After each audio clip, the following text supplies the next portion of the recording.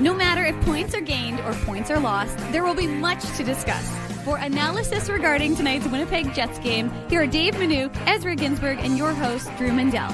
The Illegal Curve post-game show, presented by Play Now, the official sports betting partner of the Winnipeg Jets, starts now.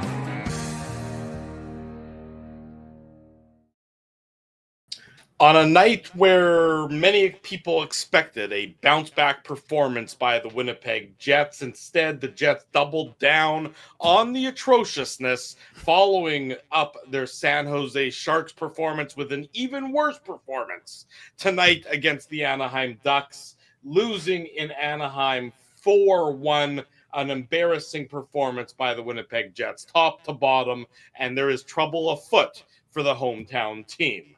Good evening, Winnipeg. Good evening, Manitoba. For all those joining us live this evening on our YouTube channel and all of our social media platforms, we say good evening, universe, and welcome to the Illegal Curve post-game show. Along with Dave Manouk, I am your host, Drew Mandel. 11:45 in the midnight clock.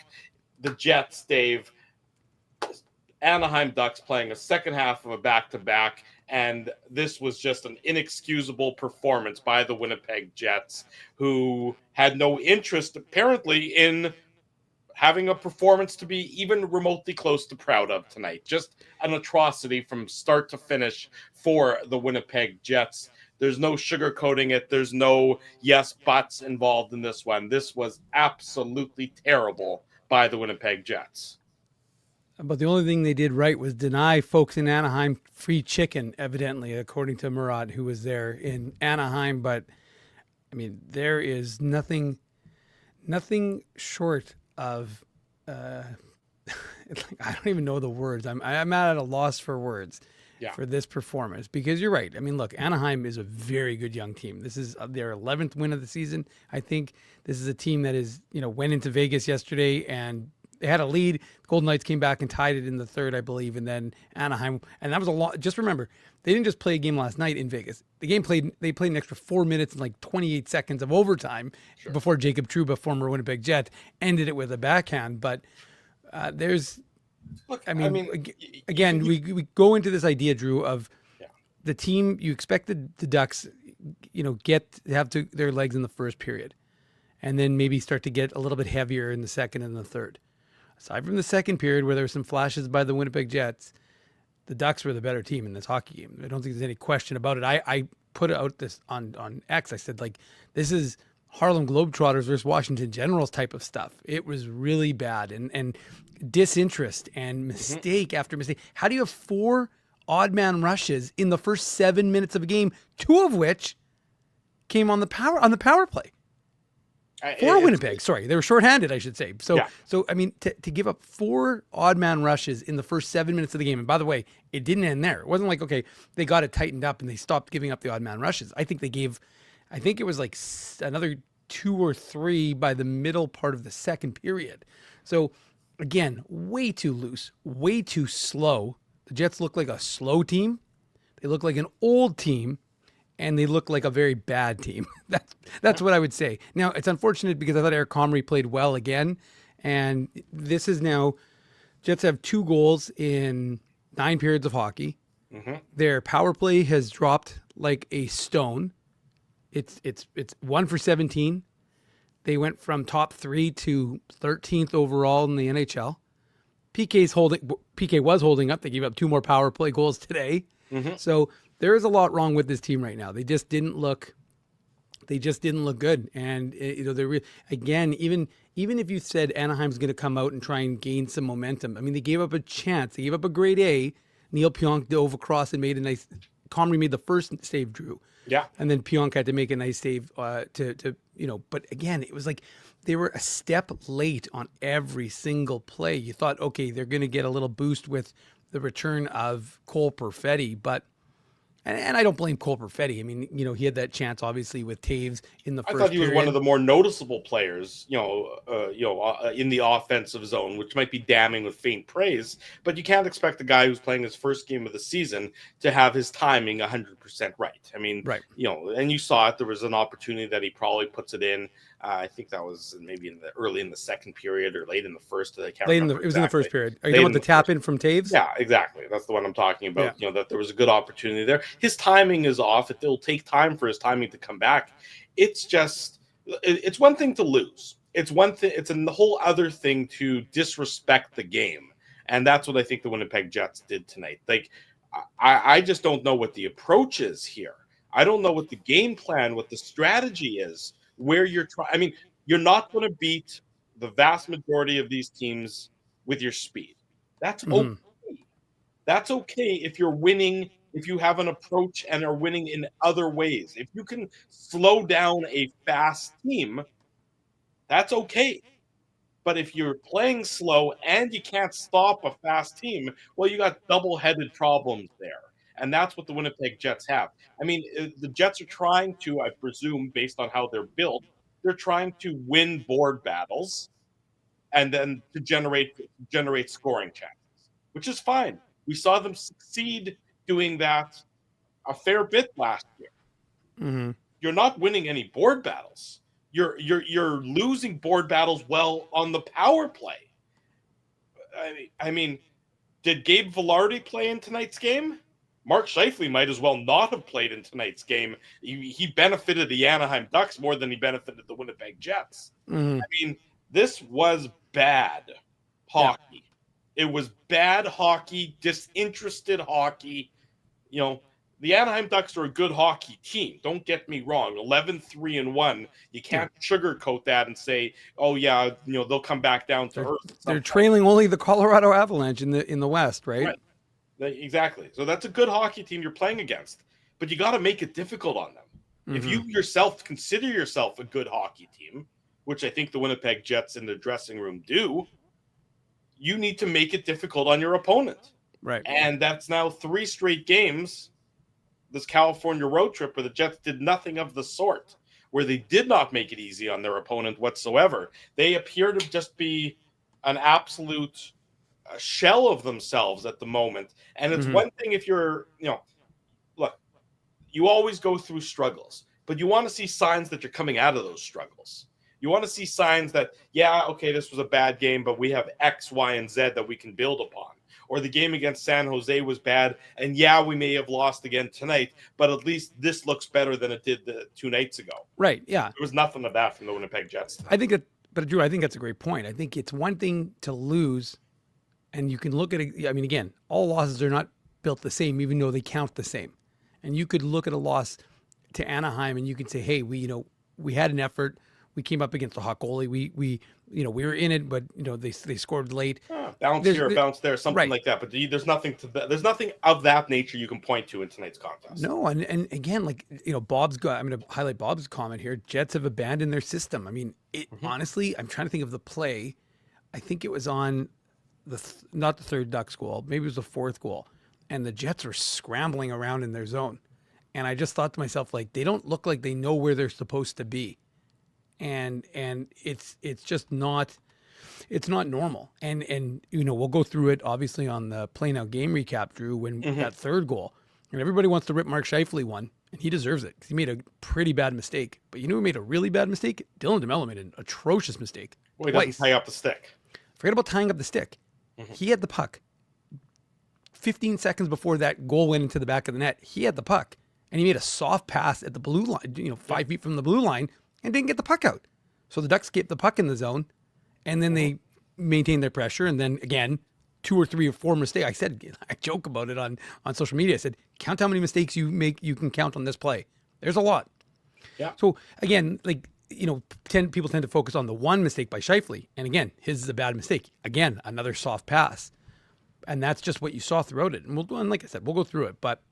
You're absolutely right, though. To your point, sorry for interrupting, and we will go through it when we get into the Play Now game recap here on the Illegal Curve post-game show. The passes are soft. There's not crispness to this. They're soft. When you're soft and you're slow, again, this is not going to be a fast team. We've documented that. But you still have to play with speed. You have to play with as much speed as you can generate. But when they're standing still, and when they're just playing patty cake with the puck back and forth in their own zone in a soft and easy, and a soft and a slow manner, well, a fast team is going to be able to get their sticks in there. A fast team is going to be able to disrupt your passing routine. I mean, there's no transition by the Winnipeg Jets to speak of out of their own zone. There's no urgency. That's what I'm so bothered by, is the lack of urgency. Throughout this game from the Winnipeg Jets perspective. Where is the give a damn factor? Where is this not going to happen to us again, sort of reaction? Where's somebody just taking the bull by the horns, and it's not going to be enough to necessarily lead you to victory. And it might be a little bit of hollow, and I understand that. But at some point in time, somebody needs to get pissed off. They're easy to play against. They're simple to play against. They're not even winning the board battles that they're supposed to be good at. That's the problem. And remember, this was a 9-3-0 team. And remember, that was like a week ago, and so it's funny how like the Sky, I didn't highlight the comment by our boy Bruce, but like he said, the team was, not that long ago, they were on top of the world. Now, of course, they've lost 3 in a row and the sky is falling. And it's usually somewhere in the middle, right? We know they weren't as good as their 9-3-0 record. 3 losses, well, they really deserved at least the last 2, for sure. I don't think there's anybody questioning that. But like I said, to me, it's more just about it's just about like some of the choices. And again, like we don't know what happened to Cole Koepke because again, the lack of media availability on the road to actually ask that question. So Cole Koepke wasn't in line rushes. We don't know why. Maybe Murat will ask Scott O'Neill about it in the media availability, and after the game, we'll get a chance to find out why he's out. I'm not suggesting the Jets, by the way, lost this game because he was not in the game. But, this is, I think it's just, you highlighted it, Drew. I mean, this is last year they lost 4 games in a row once. And now they've lost 3 games in a row already. And again, it's, we were used to covering a team that was 15-1-0, and now, of course, they're 9-6. So, well, I was thinking about that. What you were saying is, on social media I pointed out, and let me just pull it up so I have the exact, what exactly I said. The last time that the Jets have lost 3 games in a row in regulation was November 27th through December 3rd of 2024. So just almost a year ago, they lost 4 in a row in regulation. And those 4 games were losses to the King, at Los Angeles, at Vegas, at Dallas, and then home to St. Louis. Then they broke the losing streak at that point in time. Now, I don't remember a ton about those games, but I also don't think that those losses were as listless as these losses have been. To me, that's the problem. It's just the listlessness. That's a mouthful. I acknowledge that. It's particularly a mouthful just before midnight. But just an apathy to their game, which you never saw last year from this team, even when they were losing. Not that they lost a lot, but there was just a lot. There wasn't any sort of give a damn tonight by the Winnipeg Jets. And that to me is really a troubling factor for a team that's supposed to be built on this great dressing room. You have a captain who's now back for a few games, so he's got a few games under his belt. Is he at 100% in terms of his timing? No, probably not. You got a Jonathan Taves who is the be-all and end-all of leadership. Somebody needs to sort of smack him around in that room a little bit and say, hey, what we've done for the last few games isn't acceptable. We need to end this now before we become too comfortable with it. That's, to me, a big problem with what I saw tonight, is that they seem to be comfortable with the poor performance that they put out on the ice. Yeah, and our good friend Joe Pascucci wants to know if you mean pushback, Drew. Joe's I inserting himself in to ask a question. I do mean pushback to some degree, and it may very well have been that they couldn't push back against a very good Anaheim's team. That their pushback would not have resulted in anything tangible. But at least you would have been able to see a sign of that pushback, whereas you didn't see it tonight. And that, to me, is the real troubling part of it, is that, yeah, you can lose, but lose and still have a burr in your saddle. Mm-hmm. I didn't see any burrs in their saddles. I saw a team that might have been content with their performance and their loss, and they'll pay lip service to it not being good enough, and I don't doubt that. And I'm sure that in the room they're probably not happy, but that unhappiness needs to translate onto the ice in terms of your performance Tuesday night in Vancouver. Yeah, there's no question about that. I mean, you're right. You can words can have a lot of effect, but the bottom line is this is a results-based business, and this is what happens on the ice, not what you say after it. That really is going to have any sort of impact. So you're right, Drew. They have to get out of it. And look, we know that you're not getting relief most likely from Morgan Barron, who I think they need, from Gustav Nyquist. I'm less inclined to think that they're desperate for him to return. And let me tell you, the old Elaine Bennett's get well soon. They better be singing that about Dylan Sandberg, because they could use him and his steadiness alongside Neil Pionk in that top four. So there's no question that his loss is magnified. But again, when they were 9-3, we weren't saying that much about the loss of Dylan Sandberg. Now, the goaltending, like I said, I thought Eric Connery was really good. And the goaltending is the least, from my perspective, least of the concerns. This is a team that's not scoring goals. And, sure, it was nice that Kyle Connor gets his 600th point in the NHL and his 9th goal of the season. But at the end of the day, 2 goals in 9 periods is not going to cut it. You're not going to win games. You just can't win games that way. And so whether the score ended up, and it was funny because I said, as much as we have maligned the defense, they still, coming into tonight's game, were the number 1 team in terms of goals against. They had allowed the least goals. Now, because they gave up 4, I believe they'll slip into second spot. I think Colorado, there's 2 teams. I think Colorado and New Jersey were at were below them at 38 or 39. So the Jets might be in second or third. But the fact of the matter is that this team, despite the glaring mistakes on defense that are consistently made, the goaltending was more than capable of covering up for those mistakes and was keeping the puck out of the net, as evidenced by the fact that, like I just stated, they were the number 1 team in keeping that puck out of their net again for the 3rd straight year.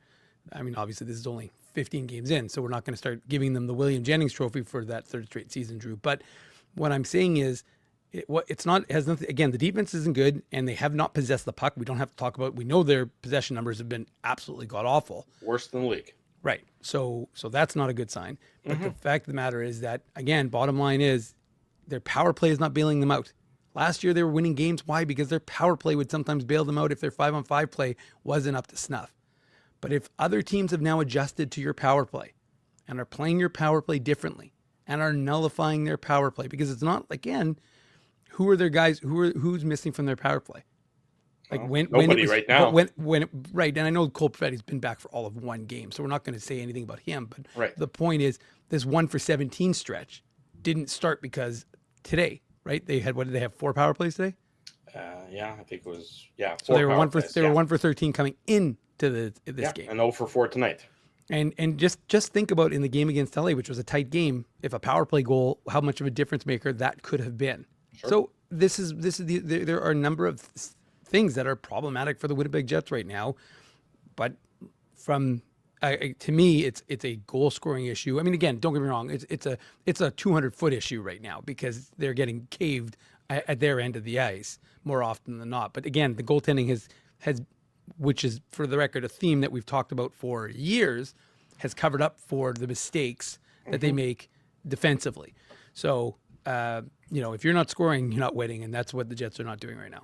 The problems galore for the Winnipeg Jets. Let's get into the goal-by-goal recap here on the Illegal Curve post-game show. It's brought to you by Play Now. It's time for the Play Now game recap.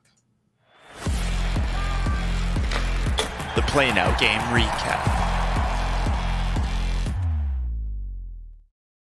Big thank you to our friends at Play Now. Until April 17th, that's 2026. Earn a $5 sports bonus bet for each Jets power play goal. Well, there haven't been very many. When you place a qualifying same-game parlay wager, eventually that's going to pay off. Of course, it has to do with the Winnipeg Jets regular season game. Conditions apply. Bet with Play Now, the official betting partner of the Winnipeg Jets. I mean, you talked about it, Dave. We both talked about it in the preamble. But the number of odd man rushes to start this game. I mean, it starts 50 seconds in with an odd man rush. Eric Comrie makes a strong save. 2 minutes into that, 2 minutes after that, there's a chance from Taves to Nemesnikov that Mintyukov, snuffs out with a good stick. And then Hayden Fleury back the other side. He has to stuff out a play with a good stick as well. It's too loose for the Winnipeg Jets to start. I mean, just too many odd man rushes. Again, where's the identity? You're not a track meet team. You want to grind. I mean, especially against the skill speed team like the Anaheim Ducks, you want to grind them down low. You want to work it. You want to cycle it down low behind the net. The Jets didn't have any zone time that I can think of in the first period that really saw them working the puck down low, which just speaks to the problems that have been afoot for this Winnipeg Jets team as of late. The Anaheim Ducks, they opened the scoring 7 minutes and 18 seconds into that first period. It's Bennett Senecki. He had a great game. I mean, there's a lot of Ducks players who had a very good game, but he went to the dirty areas. He was noticeable all game long. Cutter Gauthier getting the assist, the primary assist, and Drew Hellison also getting the secondary assist on this one. Look, we're going to talk about Mark Scheifele's giveaway on the third Anaheim Ducks goal, but he's covering air on this one. It's a low to high play, the kind that we saw the Jets execute so very well last year on a number of different occasions. But if you look at this one again, I mean, Scheifele just loses Senecki. It's down low. It's behind Eric Comrie. It's behind the net. It's a tough play for Comrie to keep his head on a swivel, no doubt about it. But when the puck is behind there, Scheifele just goes away from Senecki. I just don't. The defensive zone awareness on this play is grotesquely lacking, and as a result, I don't care who's left alone in the slot in this league. There's probably a pretty good chance that you're going to pay for that. And the Winnipeg Jets certainly did, with the Ducks getting the early 1-0 lead. Yeah, and it starts obviously, Drew, with a little bit of a cheat play, right? Because Scheifele and Connor think the puck is getting out, so they're both they're attacking, getting ready to attack the blue line, but there's still enough time to reset. And you're right, Mark Scheifele is just puck watching, and it's not like he doesn't need to protect the back of the net because Josh Morrissey is there with Cutter Gauthier, and then you've got Dylan DeMello, who's kind of out of position, but the fact of the matter is he is still there to intercept if Gauthier somehow gets past him, gets past Morrissey. So if you're Mark Scheifele, again, remember, Mark Scheifele, you want to be on the Olympic team. Yeah, just not going on the highlight reel these last couple of games, that's for exactly. Sure. But especially if you're playing in that fourth line, we don't know if he's going to be a center or if they're going to put him on the wing. He'll be a wing if he makes it. Sure, but my point is that, you never know what happens with injuries, right, Drew? But the fact of the matter is that you've got to be aware of your defensive responsibilities, and even as a winger, regardless. But he's a center for the Winnipeg Jets, and as a center, he's got to be paying attention to that spot, and he doesn't. And Eric Comrie gets, the puck blows past him, but it's just a poor defensive effort by the Jets. Yeah, everyone else is in a decent enough position. If Scheifele does his job on this play, then it's then you're in an okay position defensively. But you're absolutely right that the Jets sort of cheated a little bit, but then they recover. Scheifele just needs to stay with Senecki. Right. Everyone else is where they need to be, but for whatever reason he goes for a skate. It's almost like he's going to go talk to Eric Comrie about the best place to go in Laguna Beach after the game for a bite to eat or something. But it was not the time to do that, as the Anaheim Ducks made it 1-0. At that point in time, a bad start to the game for the Jets. Too many odd man rushes, and the Ducks get the early goal. The power play opportunity for the Jets. We talked about the struggles of the power play for the Jets. They don't get anything going on it. So they have a power play opportunity with Ross Johnson in the penalty box. Shortly thereafter, he's holding Josh Morrissey. Then, the Logan Stanley is in the box as well. He takes a roughing penalty, and that roughing penalty by Logan Stanley results in the Anaheim Ducks getting their second goal of the first period. It's a power play goal on this one. It's Leo Carlson, his 9th of the season. Troy Terry getting the assist, and Chris Kreider the secondary assist. I mean, the Ducks are getting pucks through to the net here, and Mhm. there's Troy Terry gobbling up the rebound, and he knows he's got Leo Carlson sort of waiting in the wings, and he just feeds it over to Carlson, and then there's a wide open net for him to shoot at. Uh, you know, if you've asked Eric Comrie to make the first save, this coming at the 19:03 mark of the first period, so 57 seconds to go in the first period. You asked Eric Comrie to make the first save, and he did. Mhm. And Hayden Fleury, you got Luke Chen. You got to box out. You got to win that puck battle so that it doesn't Exactly. get on the stick of Troy Terry, and he can feed it over to Leo Carlson. Once Troy Terry gets that puck on his stick, it's an easy play. There's nothing anybody can do to stop that play from happening at that point in time. But you have more of your guys in front of Eric Comrie at this point in time after the shot from the point. After the shot by, I guess Chris Kreider takes the initial shot, you have more of your guys there to box it out. It's not Kreider who takes the initial shot from the point. The initial shot from the point comes from Jackson Lacombe. Mm-hmm. You have more of your guys there. You have to win those loose puck battles. You have to support your goaltender after he makes the initial save. The Jets don't, and that's where Terry is then able to make the play over to Carlson and put it into the back of the net. You can't lose those puck battles in that instance. Yeah, no, there's no question. And look, to be honest with you, even if Logan Stanley doesn't draw that penalty, I'm pretty sure they were going to give Neil Pionk one because he gave a little shot after the whistle. And remember, Drew, one thing we kind of glazed over, and I know we mentioned in our little preamble, but two of the odd man rushes came on the Jets power play against. Sure. Right? So just forget about building momentum from a power play. You're getting everything sucked out of all the oxygen sucked out of the room when your power play is that kind of stanky, so that in itself is a problem. And then sure, this to me is just like, what are Luke Shen and Hayden Fleury doing? Because tie up a stick, tie up a man, and tie up a stick. You're in the triangle, right? You got the two defensemen back, and then you've got one of the Jets forwards, and then you got two Ducks. So you got the numbers there, as you said, and both of them are just standing there, and it's like, so Shen comes over to knock out what's his name, and then they're like, okay, well, neither one of us is going to take Terry, and then it was Kreider, who, by the way, does anybody block the front of the net better than Kreider? Chris Kreider is a tremendous net front presence. He's a terrific net front presence. Don't tell Carey Price that, because he cost Montreal the playoffs many years ago when he was with the Rangers. When he fell on him, I remember that. Exactly. But the fact of the matter is that you're watching this play and you're thinking to yourself, okay, so what exactly are they doing? Fleury's got Kreider, or should have Kreider, and Shen should have Terry, and the Jets you equalize it, and then your forward is going to be able to clear that puck instead. And it's funny because as soon as I saw that play happen in real time, and I saw the puck land, and they had no idea where it was, I was like, I mean, that's a phenomenal pass. But as soon as he made the pass, I'm like, well, that's in the back of the net. Yeah. And of course, it was in the back of the net. Can't blame Eric Comrie for that, because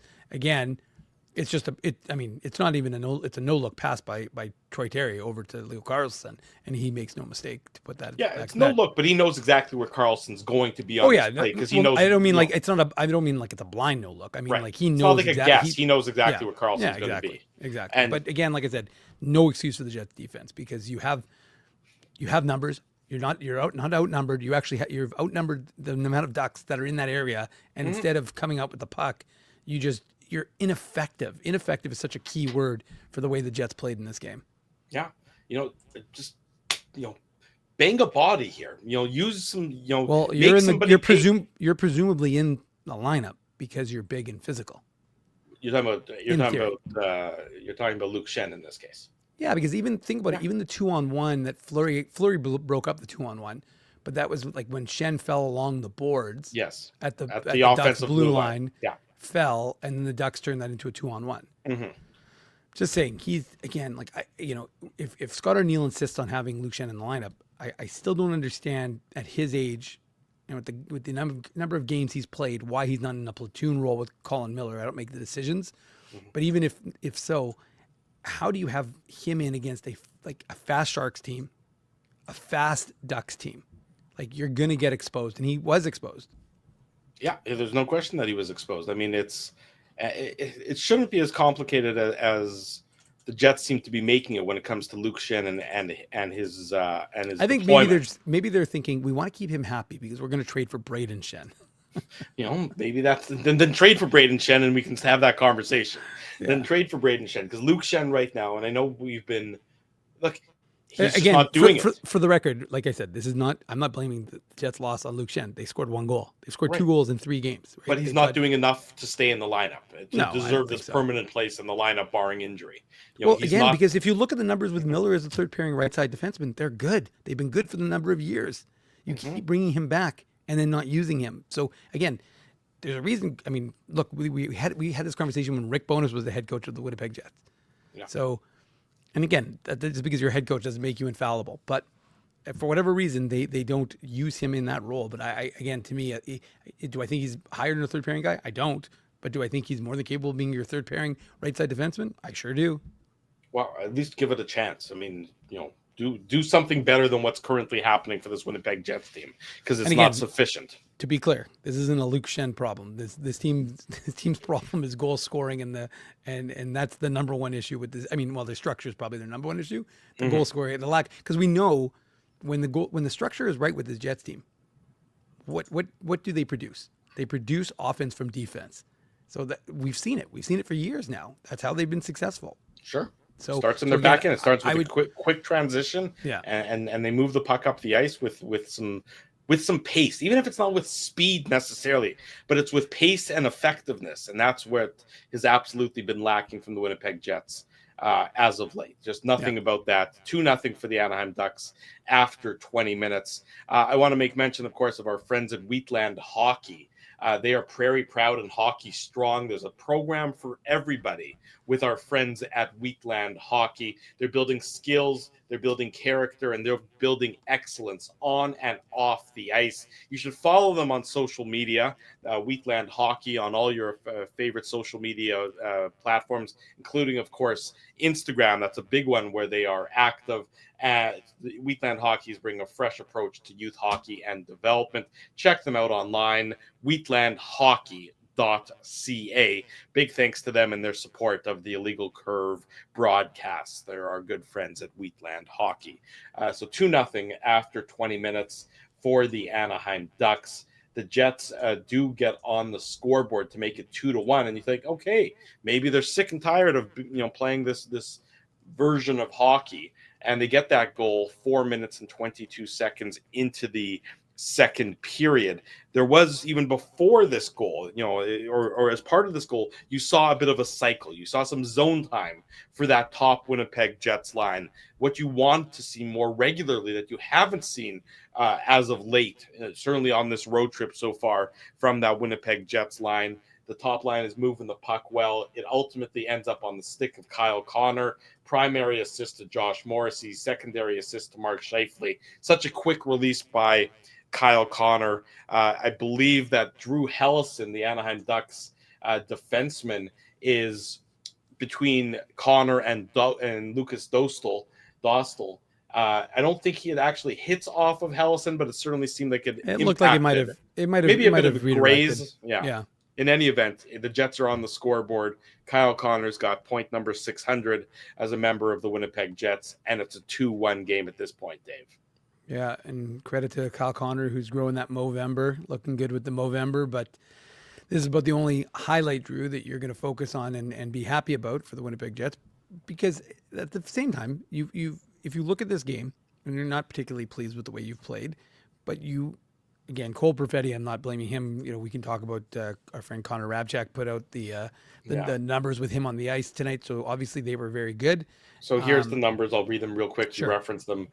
Cole Perfetti's season debut, he played 13 minutes and 42 seconds of 5-on-5 for the Winnipeg Jets. In those minutes, he led the Jets led in shots on goal 7-1. Shot attempts were 16-14. High danger chances were 5-2, and the Jets' expected goals percentage was just at 59%. So they won the minutes. You hear that expression, particularly when it's when you sort of the analytics numbers are brought into the picture and into the discussion. The Jets won the minutes when Cole Perfetti was on the ice at 5-on-5.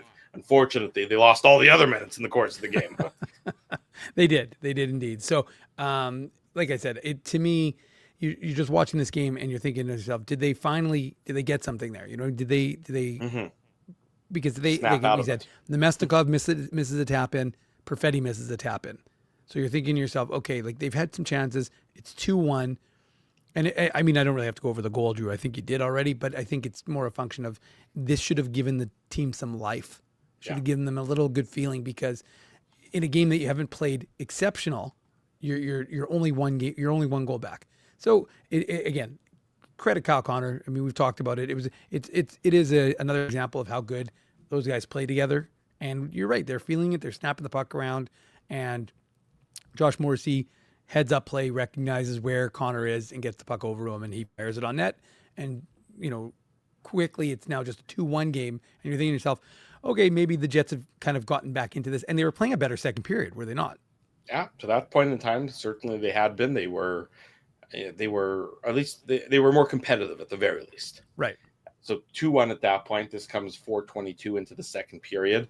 The good vibes don't last particularly long. The Jets weren't able to sort of build upon that goal. They were quickly sort of fell back into some of the previous bad habits that had that have been facing them throughout the course of this road trip. Or Anaheim elevated their game, facing adversity for the first time.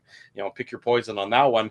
But at the 11:48 mark of the second period, the Ducks regain the 2-goal lead. It's Beckett Seneke, his 6th assist to Cutter Gauthier and Mason McTavish. I mean, we talked about this one in the preamble, but if somebody can tell me what Mark Scheifele is trying to do on this play, it's almost like I looked Drew, at it. I know. I actually think you should bring the tweet and show the video, because I actually think like it really is worth watching this play. This is the one on your social media account. Yeah, on my social media account. So I mean, it's just. Find it here. But I'm just saying, like, to me, the key is it's not just Mark Scheifele. He plays a bad role in this one. But I mean, hello, Dylan DeMello. Let's I put this one out there on the socials, and folks were saying, I can only imagine, what the coaching staff. But look at this play, right? Okay, so let me start the video from the beginning. Yes, I was going to start from the beginning. So look at this is the rush. Yeah. Okay, so it starts. I believe it's an odd man rush. I think it's a 3-on-2. Yeah, well, there's 1, 2, 3 Jets players over here. Dylan DeMello's over here, so likely it is a 3-on-2. And you can see Morrissey over there on the left side. So yeah, it's a 3-on-2 to start. So now, okay, Morrissey's got control of the puck right here. So you're back into an okay position. Mm-hmm. Let it roll. Takes it I around the like boards. this is film breakdown with IC. Yeah. Okay, so Dylan DeMello right there. Hold on, that's the first one. Yeah. Okay. So, because look at this play. I mean, it's just a soft play. So Morrissey's got the puck here. Gets it to DeMello. Oh, DeMello, I'm not gonna on a stick, off a stick. Not to anybody in particular, mind you, but on a stick and off a stick. But not only that, he's got. If he taps it forward, he's got Scheifele. Scheifele or Connor? No, it's Scheifele. So he could just give it to Scheifele at the skip commercial right there, and instead he puts it. He doesn't even look. It's a blind no look. Now Velarde's not playing particularly hard, so the Ducks keep the puck in, keep it going. So the opportunity there goes behind the net. Now here DeMello actually got a stick on the puck on the shot, so he prevents. That's the shot by Seneke, I believe, or before, not the goal, but a nice one. So now it's on Morrissey's stick. Yeah. Here you go. Back around. It's pinballing. It's down along the boards. But Morrissey throws up a grenade for Connor. I mean, just rim that puck around it and take an icing at this point. Now Scheifele's in position here. So Scheifele's about to win a puck battle. He's on the boards. This is you've recovered from a bad shift at this point in time, or you should have recovered from a bad shift. Scheifele, and you're in position. Here you got four Jets players and almost even 5 Jets players and 1 Ducks player here. So this should be an easy zone exit. There's no reason for this to not be an relatively easy zone exit. It requires one good pass. Pick who you want to pass it to. You can pass it to Connor. You can pass it to Velarde. You can pass it to DeMello. Hell, you can even pass it to Morrissey. So you got plenty of options available to you if you're Mark Scheifele on this one. Let me roll it. Boom. Loses it. Loses the puck battle. No puck support from his teammates. The Ducks player, forces the turnover. And then, of course, it just gets, here you go. Now, you don't love the goal. I mean, I think and DeMello not tying him up and just kind of like looking. It was the entirety of that shift. And if, in fact, to be honest with you, it even started earlier when the Jets were in the Duck zone, but because this was all off an offensive zone draw. So lots of mistakes on that play, as we've counted. And a lot of folks were saying getting it all the way up to 8 in terms of how many individual mistakes were made on that play. But this is the reason why it ends up in the back of the net and all the momentum is sucked out of the game, because a 2-1 game and you're not playing your best, but you're in it. Is suddenly, to be honest, when it was 2-0, I thought, okay, 2-0, they haven't played their best game. Ducks could potentially get, start to falter a little bit. So this one isn't over. 2-1, you're like, all right. 3-1, the way they play that, I was like, oh, that's not good for business. No, not at all. 3-1 at that point in time. That's how the second period ended, at that 3-1 score. The Jets didn't show a lot of life after that goal went in, and then they showed even less life after the 4-1 goal, which comes 2 minutes and 47 seconds into the third period. Leo Carlsson, he's his 10th of the season so far. Hayden Fleury's in the penalty box for slashing. Chris Kreider and Jackson McComb get the assists on this one.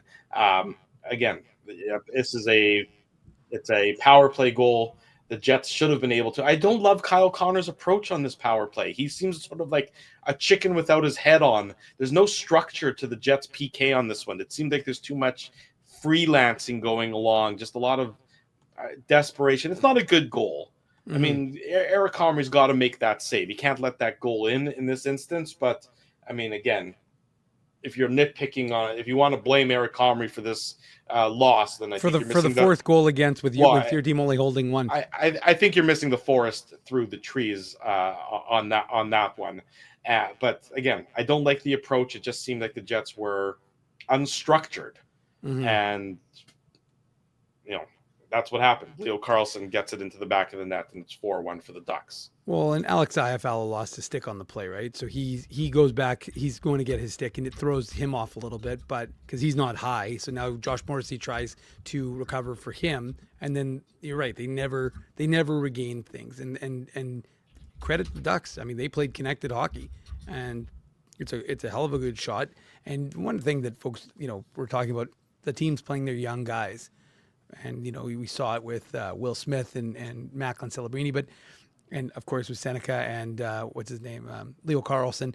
But these are all top 5 picks. You're not talking about guys who are, again, great players. But what I'm saying is that, it's not like you're playing it's not like your 80th overall selection is dominating. It's these are the top 5 guys who should be dominating, and they are. So I think it's worth noting, because I heard a lot of folks saying, well, why aren't you playing? And don't get me wrong, I'd be fine if Brad Lambert was playing, because I think in a game where speed is going to be important, maybe that is something that Lambert could have brought to this team and this game. But anyways, I think it's more a function of that. This is, at this point, it's just another kind of nail in the coffin of like your special teams, right? Because your PK, despite everything that's been going on, you're still a third best PK in the NHL coming in. I mean, they gave up 2 goals tonight, so right. I don't know how that's going to impact their numbers overall. But the fact of the matter is, you still lose your penalty kill, and we know that Morgan Barron's loss is bad, but you get Adam Lowry back, so that is a gain at least, but or at least a hold. And ultimately, you can. We're going to go through a multitude of things, as we've already done, Drew, but you can't score, can't defend, can't possess the puck at 5-on-5. Yeah. And now your bread and butter, something that you've been really good at in terms of the PK, even that's failing you. So again, the Jets have to take a long, hard look at themselves in the mirror, because I'm not, I think we've made enough chicken references, but not Chicken Little, the sky is falling. But it's looking a little ominous, even though it's balmy here in Winnipeg and we're going to get warmer this week. Yeah. The fact of the matter is, storm clouds are a brewing. Storm clouds are a brewing. There you go. No question. 12:30 in the morning now on Monday morning. That has been the Play Now game recap.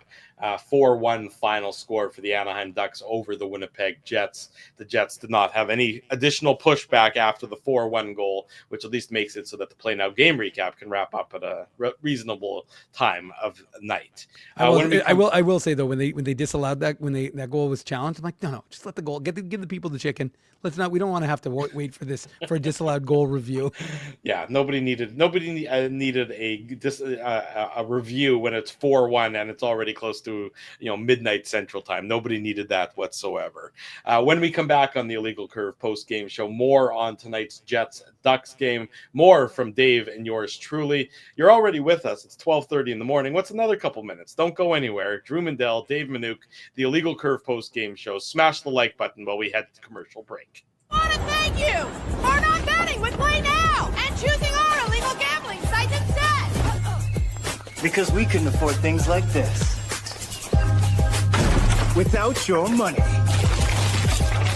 So much of your money. Now you might have questions like, Do our profits benefit your community? No. Or bet with Play Now, Manitoba's local legal and secure gambling site. Dining, entertainment, parking, and convenience, all in one spot. City Place is located in the heart of downtown Winnipeg, attached to the Canada Life Centre. Whether you're working, living, or out for a night in the downtown, make City Place your go-to destination before or after the fun finds you. Lunchtime, game time, anytime. Visit City Place at 333 St. Mary Avenue, next to Canada Life Centre. Boys, I've made an important life decision, and I need your support. Oh boy. I've decided to get a grill. You mean a barbecue grill for cooking? Like, that's not an important life decision, Ezzy. No. A grill for my teeth. A grill for your teeth? Do I even want to know why you're doing this? It's simple, really. Every time I go to Holt Dental, I get treated so very well by Dr. John and his team that I need to keep finding additional reasons to go back. I rely on Holt Dental for all of my dental needs, and they do it all, from regular cleanings to cosmetic dentistry. Plus, they have free parking at their front door, and you know how much I love my convenient parking. For all your dental needs, Illegal Curve recommends Holt Dental, conveniently located on Taylor Avenue near Grant Park Mall. For more information, visit them online at holtdental.ca. Guys, big news. You know how I'm always misplacing my cool stuff? Well, Big Daddy has a new hobby, labeling. Labeling is your new hobby. You got it. Ever since I discovered Label Daddy's washable labels, I just can't stop labeling. I'm labeling water bottles, hockey sticks, cereal boxes, roast chickens, team jerseys. Everything deserves a label. I can think of a label or two for you. Best part is that Label Daddy is the only label company officially licensed by the NHL. So my labels are personalized and can have the Jets logo on them. Just search NHL on the Label Daddy website. For almost 2 decades, Label Daddy has been helping people to not lose their stuff. It's the most affordable insurance policy around. For customized, washable, peel and stick labels with no ironing or sewing required, visit labeldaddy.com and search NHL for the label pack belonging to your favorite team. For over 40 years, Rumors Restaurant and Comedy Club has been Winnipeg's home for stand-up comedy. Renowned in the comedy world as a must-play venue, Rumors has recently been named Canada's top comedy club and a top 5 comedy club in North America. From birthday parties to date nights to fundraisers, wedding socials, and everything in between, Rumors is your destination for the best live entertainment Winnipeg has to offer.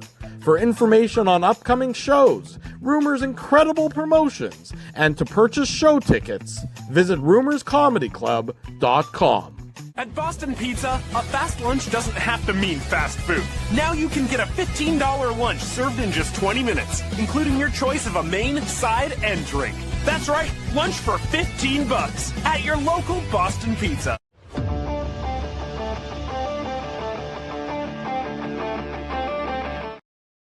25 minutes before the top of the hour. Welcome back to the Illegal Curve post-game show. Drew Mandel, Dave Manouk, post-game show brought to you by our friends at Play Now. If you haven't already done so, smash the like button, subscribe to the channel, turn your notifications on. We're going to do it all again Tuesday night as the West Coast Pacific Time road trip continues unabated, and I get angrier and angrier by the game. It'll be another late night, another 11:45 p.m. Central Time start time for the Jets and the Vancouver Canucks. That post-game show coming up on Tuesday. So be sure to join yours truly and Mr. Manouk, and we think Mr. Ginsburg, on Tuesday night for that. Interesting that the Jets looked so listless tonight, Dave, especially after Scott Arniel had his one-on-one interviews with the Jets players to outline the expectations. I'm fairly certain that Look Terrible was not on that list of expectations that when he had his meetings with the Jets players yesterday in Anaheim.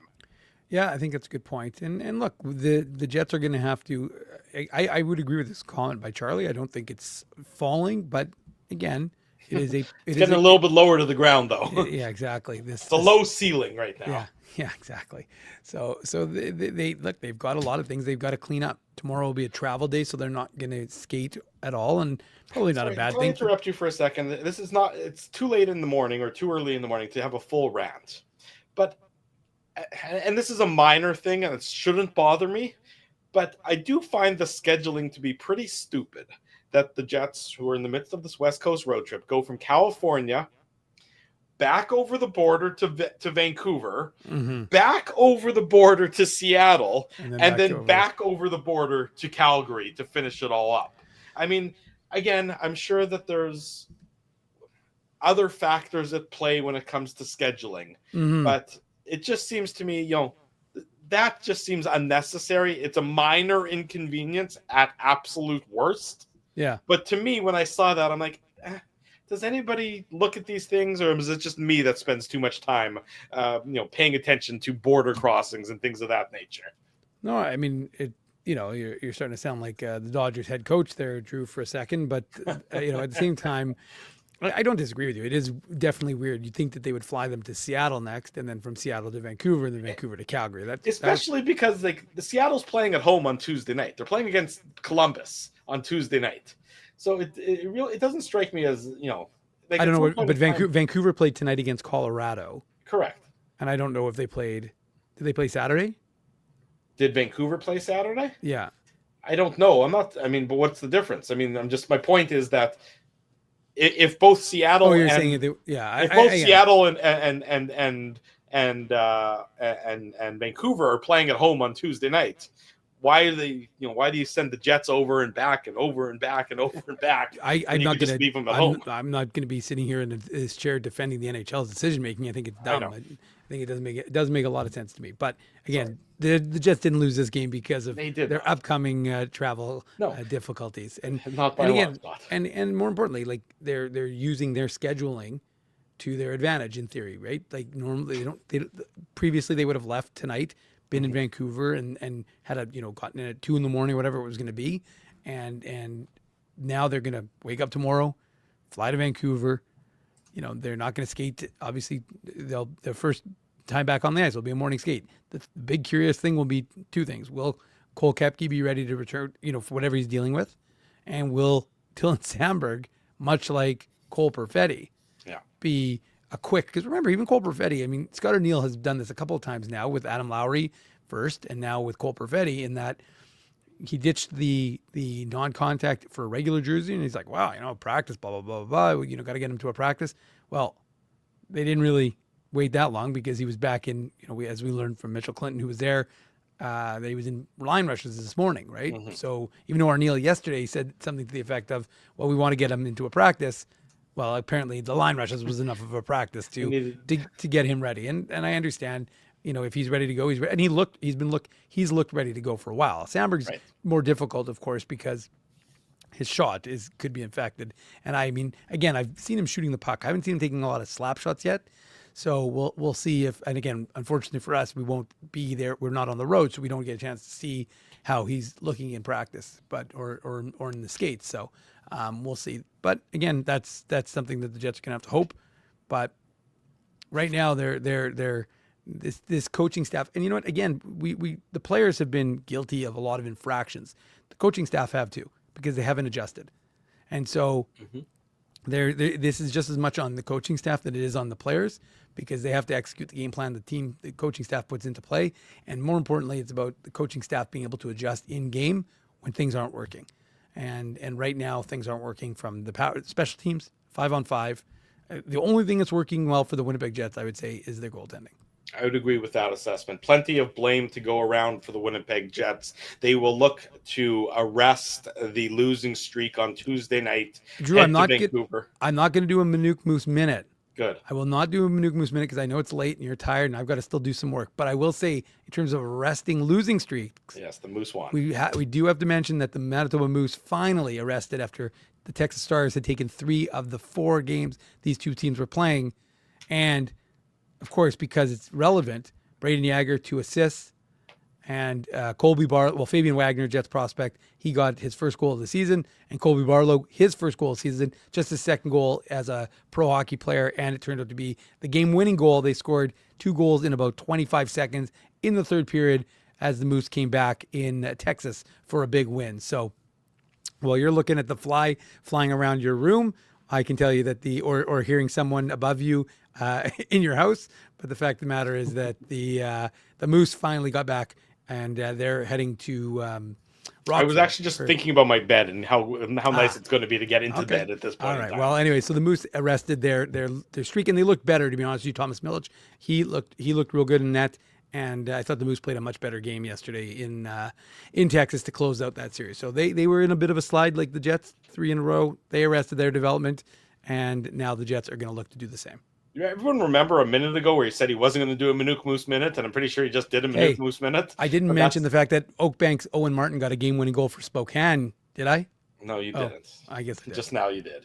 That's it for us here on the Illegal Curve post-game show. We remind everybody, plenty of post-game coverage still to come on illegalcurve.com.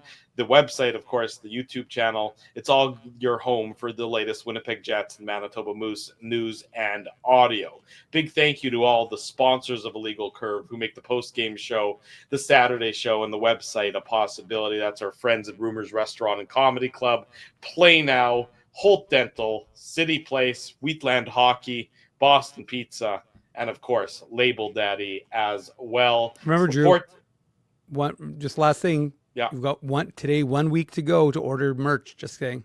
There you go. Get that done. Get that merch, those merch orders in legalcurve.com is where you will find the link to the merchandise site. Support all our fine businesses, all of our friends for because of their continued support of Illegal Curve Hockey. If you haven't already done so, folks, smash the like button, subscribe, and turn your notifications on. We'll be back on Tuesday night after the Jets and the Canucks. It'll be, again, another late one, about 11:45 p.m. We look forward to seeing everybody back then. Until then, for Dave Manuk, I am your host, Drew Mindell. Thanks all for joining us. Until Tuesday night, we wish you good night and good luck. Go to bed, everybody. This has been the Illegal Curve post-game show.